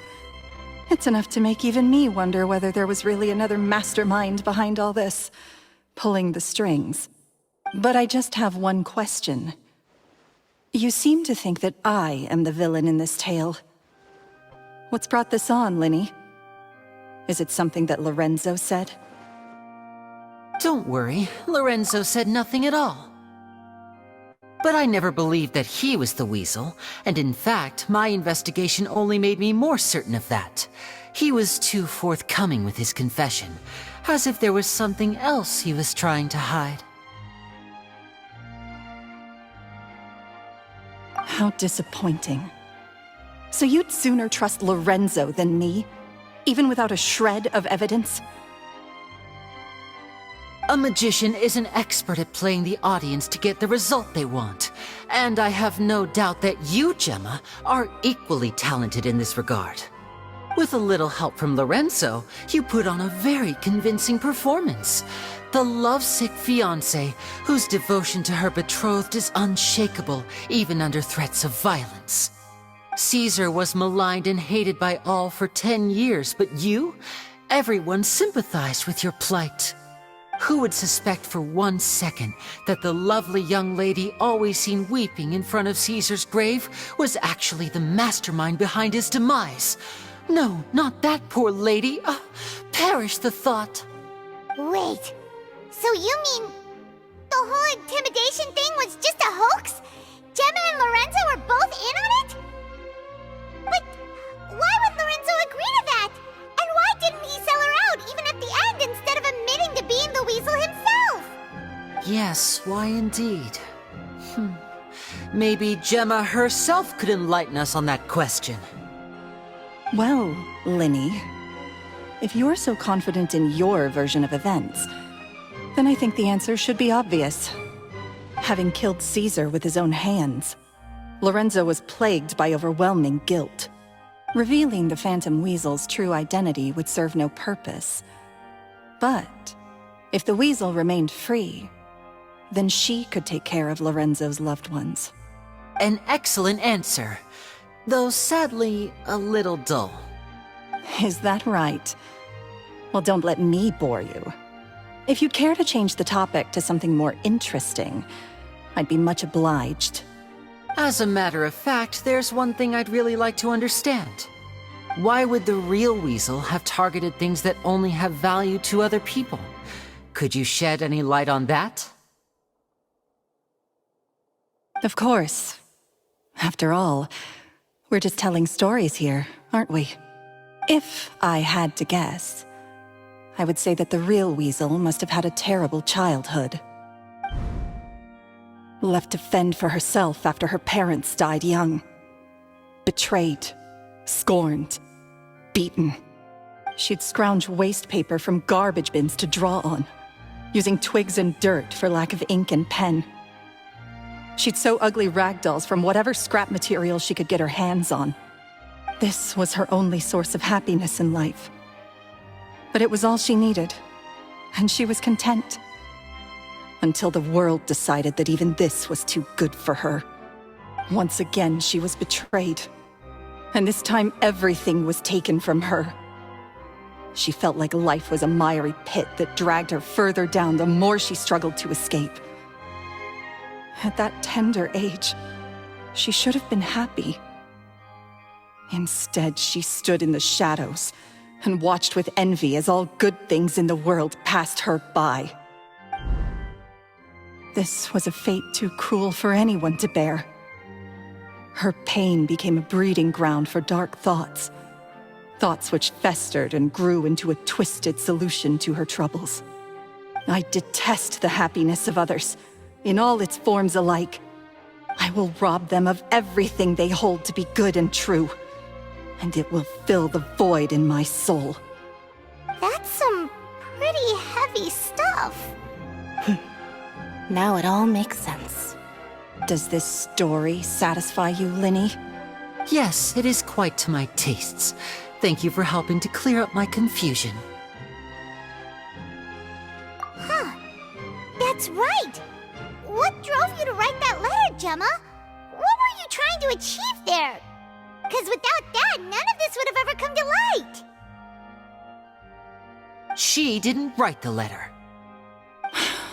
After 10 long years, I'd hoped that the Phantom Weasel would be consigned to the history books by now. But it seems like someone still wasn't ready to let her finally be at peace. Lyney. Or should I call you the Phantom Copycat now? You were the one who posted that letter outside the Opera House. But why?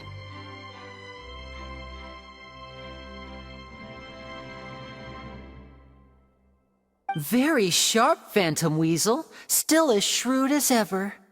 Well, no need for me to be coy about it. Our goal was to clear Caesar's name. The most straightforward way to change the public's impression of Caesar was to force the Weasel to show themselves. That's it? You had no other agenda? Of course we did. We made it quite clear in the letter, I believe.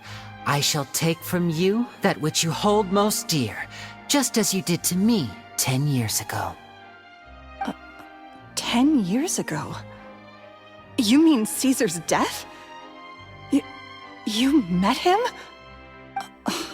Wait. Oh, I get it. You were those two obnoxious kids. It's been so long, and you're all grown up now. I didn't recognize you. He taught you magic back then, didn't he? For what, 10 days or something? And you went to all this trouble. Why? Because you feel like you still owe him something? We remember all our debts, however great or small. 10 years ago, Caesar's reputation was torn to shreds, and his legacy was thrown out. 10 years on, and no one cares what the truth is anymore. But we did not forget, and so we came to find you. And? What exactly did you take from me? I'm still standing, as you can see. Lorenzo has admitted to everything. I'm free. Free? Do you really think so? Caesar once told me that even though the world is filled with lies and falsehoods, we must find our own truth. I think that applies to you too. Truth can take many forms. Prized possessions with nostalgic value, fervent hopes and dreams, and irreplaceable people. Life took many things from you, and those wounds never healed. When they ached unbearably in the dead of night, stealing became your way of numbing the pain. What are you trying to say? I'm saying that for the last 10 years, you've been living a rather uneventful life. Perhaps that's because you found something other than a life of crime to fill the hole? Back to Lorenzo for a second. He murdered his own master, played along with your act, and took pains to make sure any suspicion would be directed towards him. But what did he have to gain from all that? He knew who you were and the things you'd done, and despite that, he was willing to give everything up for your sake. He's the reason that you haven't felt the compulsion to steal in all these years. You're more than just accomplices in murder. You're the only real friends each other has. So I think you know, deep down, that he is the only truth you have in your life. But that truth is gone now, and I guarantee you, you'll never see it again. Congratulations on your freedom, Gemma. Your freedom will cost you dearly. From now on, you'll be all alone in a world full of lies and falsehoods. I do hope you'll be able to bear it. You've still got a long life ahead of you after all. Gather round, one and all. The time has now come for the amazing Lyney to perform his final act in tonight's show. I'm sure you're all wondering what he has planned for the grand finale. Well, wonder no more, for the answer is a death-defying high-altitude escape. A high-altitude escape? I'm sure you all remember the magician Caesar. This was the very trick that led to his fatal fall, after which he was dubbed the Phantom Weasel. But we have now learned that Caesar was wrongly accused, and that the real Weasel has now confessed to their crimes. Guess that's my cue to leave. Whew. I've been practicing this one for ages now, but I'm still a little nervous. Traveler, Paimon, I hope you enjoy the rest of the show.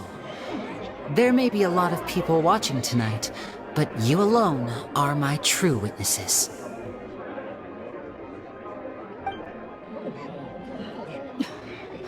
Lyney, wait. You two hid a lot from Caesar. He went to his grave without ever knowing your secrets. So what about now? Are you an open book? Or are you still the same as ever? You don't have to tell lies to end up isolated and alone. One day, you'll end up exactly where I am today. Maybe then you'll finally understand. You're wrong. I'm nothing like you.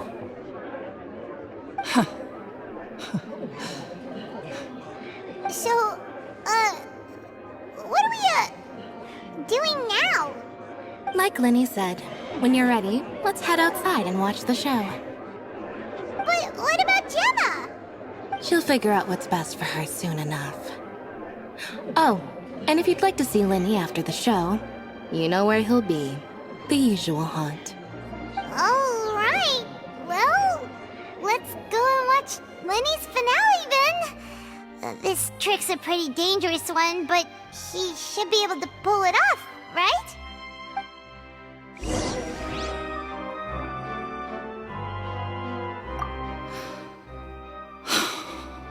What is my truth? Sometimes I think I'm like a gambling addict. All I care about is winning, and it doesn't matter what's at stake. By the time I come to my senses, I'm left with nothing. Oh, if I had my time again.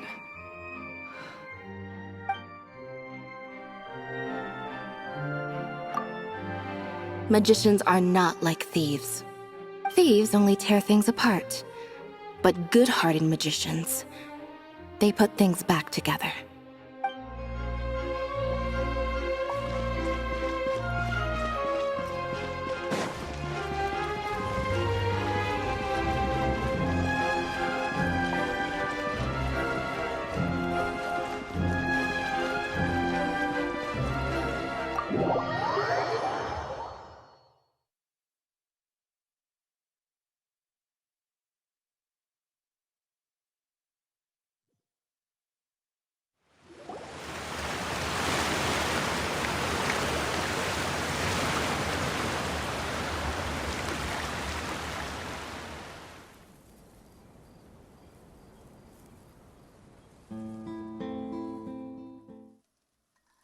Magic should be mysterious, surprising, and defy logic. Magic is hard work. Every single movement has to be practiced thousands of times. It's alright. We're used to that.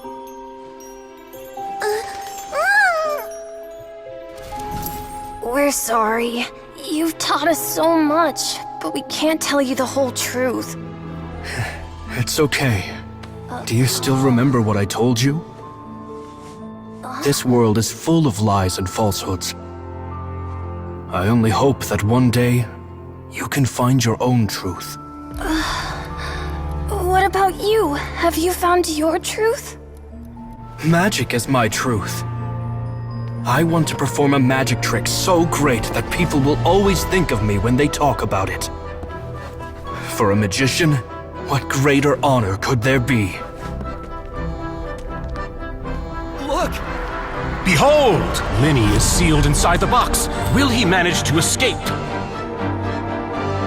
10 years ago, Caesar attempted this very trick, and it was at this precise moment that...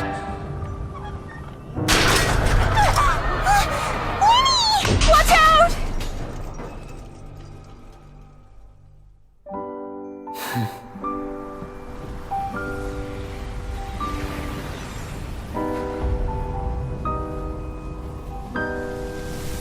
Mysterious.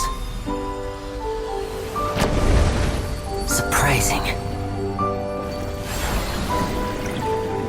And logic-defying. Isn't that right? This honor belongs to you, Caesar.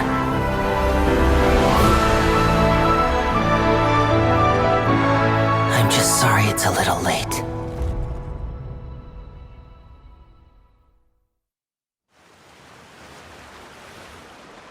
Did you see that? 1 minute he was falling, and the next, he turned into flowers. How could he possibly have done that? How mysterious. I didn't blink once. He just vanished, right in front of my eyes. What a heart-stopping magic show! This was really worth the trip.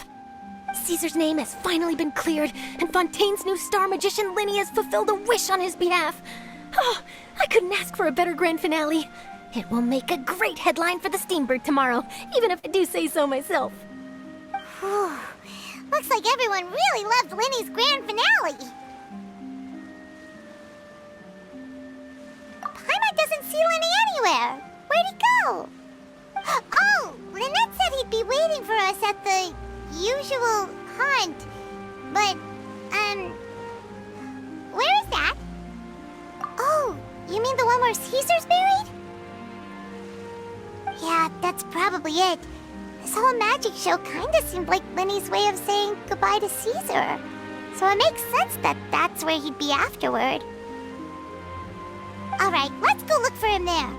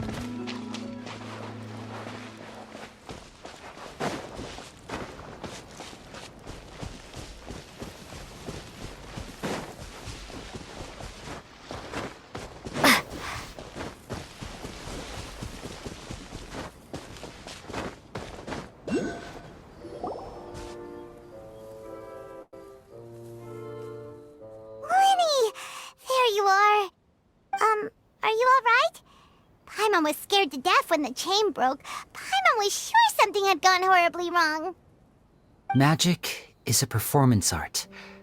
A magician has to get creative to keep the audience on tenterhooks. That's our job. So I tweaked Caesar's original setup a little to keep it fresh. I was honestly a little nervous during the live performance. The thought of falling, suddenly feeling weightless, seeing the sky and the ground spinning and spinning.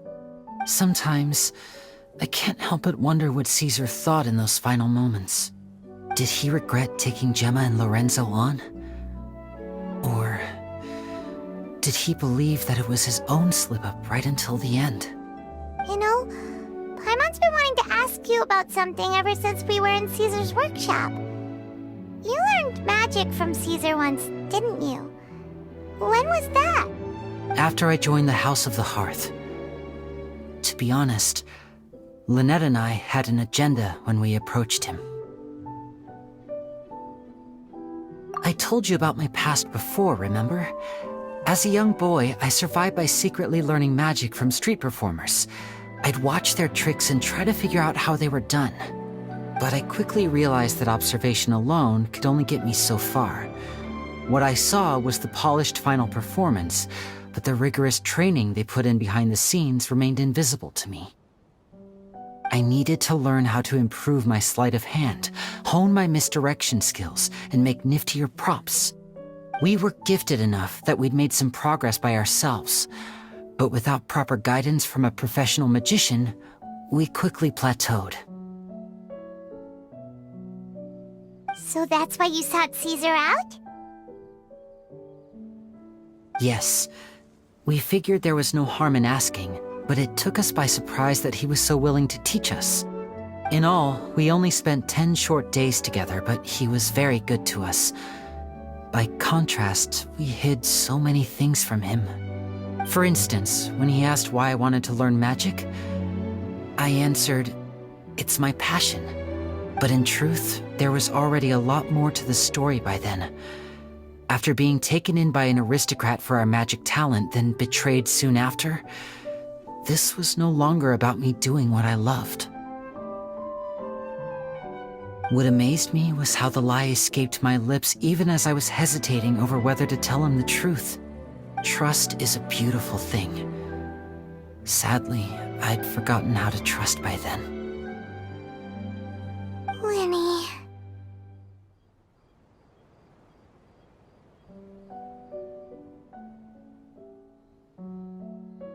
Still worried about the way I feel? You really are a gentle soul, aren't you? But don't worry, I'm used to it now. From the mansions of the elite to the house of the hearth, lies and selfishness have followed me and Lynette everywhere we go. After Caesar went on tour, we became busy with our missions. The next we heard of him was that he'd fallen to his death, and was now declared to be the Phantom Weasel. That night, I remembered his smile. But as I lay there, I didn't know what to say to him. To keep secrets is to put up walls. The longer you keep them up, the less you let people in. Then, one day, you look around and realize your life is like an empty auditorium after a show, full of seats once occupied by all the people who left. But I guess that's the price we have to pay. You only realize how much someone really meant to you when you lose them completely. That's why I was so confident this would hurt Gemma. Because I felt it for myself.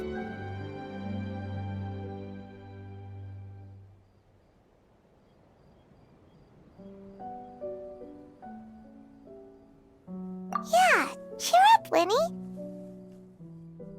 We've had to say our fair share of goodbyes during our journey, too. But whatever happens, Paimon always believes in what tomorrow brings. Delicious food, fun toys, and the Traveler by my side. Paimon just needs to focus on things like this, and all the unhappy stuff goes right out the window. You know, Traveler, doesn't that kind of make you Paimon's truth? Exactly. It's the same for me and Lynette. We are the truest thing each other has in the world, and nothing can replace that. Life has taken plenty from us, like it did from Gemma. But at least it left us with each other. That's what gave us the strength to get through the darkest days. That's why the darkness never consumed me, and why it never will.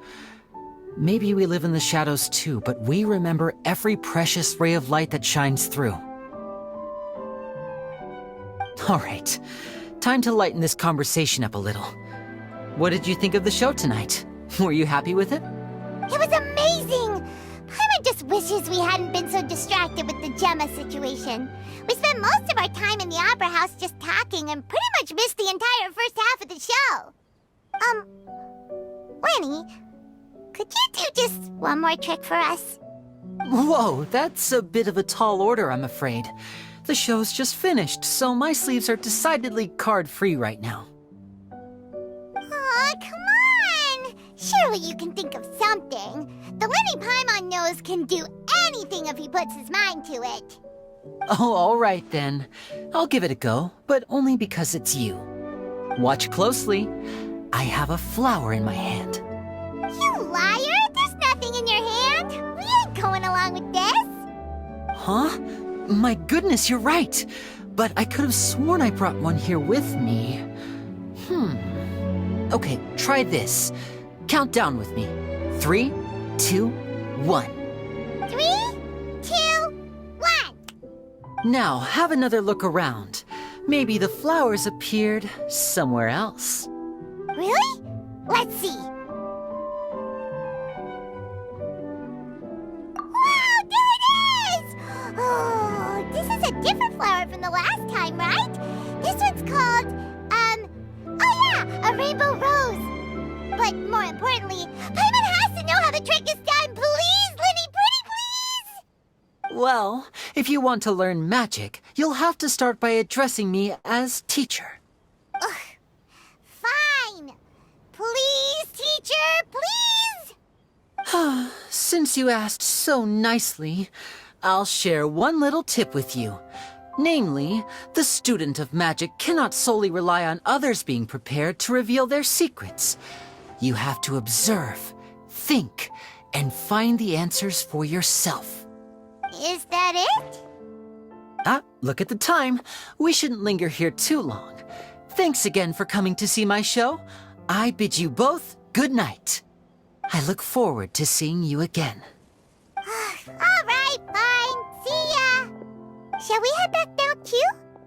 Oh, Paimon can't wait to read The Steambird tomorrow. Paimon bets Lyney and Caesar will be plastered all over it. Let's head to the Steambird's offices tomorrow morning and see what we can find out.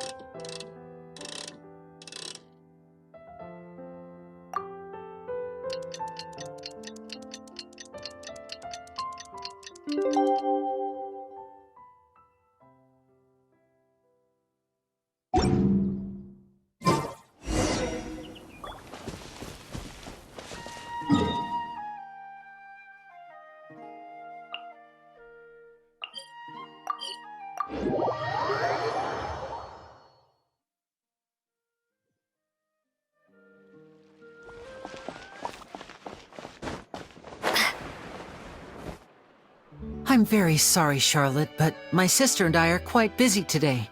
I'm afraid we'll have to decline this interview. Oh, please, Lyney, I'll only take a moment of your time, if you would be so kind. Huh? What's happening here?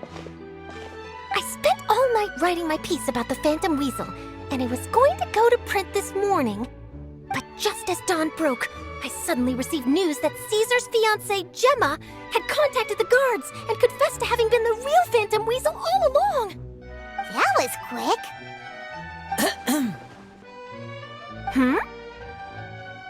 Too late, bro.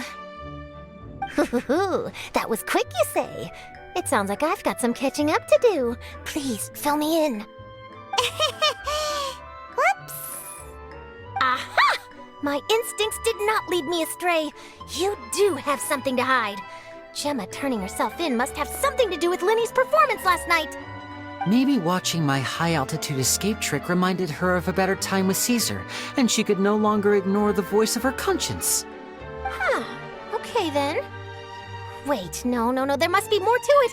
If that's all it took for her to have a change of heart, how did it take her 10 whole years? Well...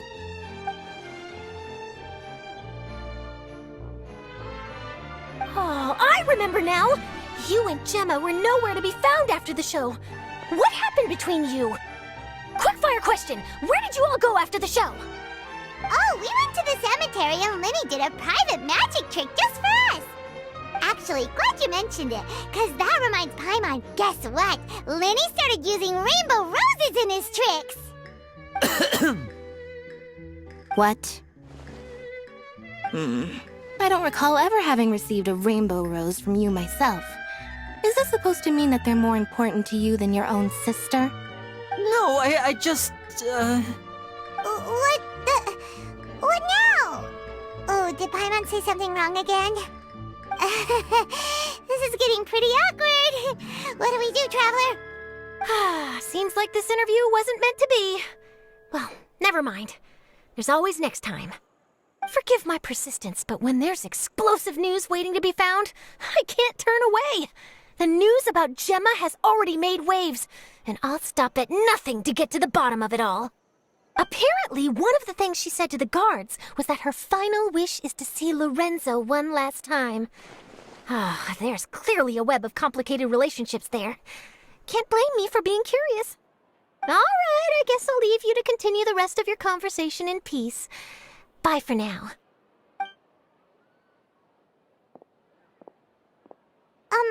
Lynette? Paimon didn't mean to... Don't worry, I wasn't angry. I was just trying to distract her. Oh, really? Oh, thank goodness. You scared Paimon there. Phew. You and me both, Paimon. You and me both. At least it did the job, right? Please, take good care of that rainbow rose. I'd be really upset if you lost it.